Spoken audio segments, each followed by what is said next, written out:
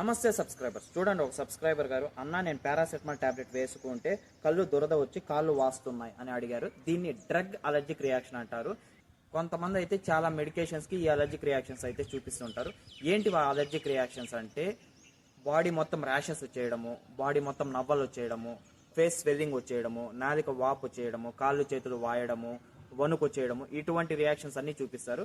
వీటిని allergic reactions అంటారు. ఇవి వచ్చినప్పుడు మనం యాంటీ హిస్టమైన్స్ యూజ్ చేస్తే సరిపోతుంది.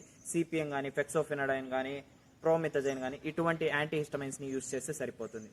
పారాసెటమాల్ అనేది ఒక అనాల్జెసిక్, అంటే మైల్డ్ పెయిన్ కిల్లర్ తో పాటు యాంటీపైరెటిక్ ప్రాపర్టీస్ కూడా ఉంటాయి. కాబట్టి మీరు ఎప్పుడైతే దీనికి అలర్జిక్ రియాక్షన్ చూపించారో మీ ఫిజిషియన్ ఈ అనాల్జెసిక్ బదులు చాలా ఉన్నాయి, ఇబుప్రోఫెన్ అని, ఆస్పిరిన్ అని, మీరు దేనికి సెట్ అవుతారు, ఎంత డోస్ మీకు సెట్ అవుతుంది అనేది చూసుకొని మీ ఫిజిషియన్ మీకు ప్రిస్క్రైబ్ చేస్తారు. కాబట్టి మీరు ఏదైనా మెడికేషన్ యూజ్ చేసే ముందు మీ ఫిజిషియన్ని కన్సల్ట్ అయ్యి అలర్జిక్ టెస్ట్ చేయించుకొని తర్వాతే యూజ్ చేయండి. ఓకేనా? ప్రతిసారి అలర్జిక్ రియాక్షన్ మైల్డ్ గానే ఉండదు, సివియర్ గా అయ్యి లైఫ్ థ్రెటనింగ్ కూడా అవ్వచ్చు. కాబట్టి బీ కేర్ఫుల్.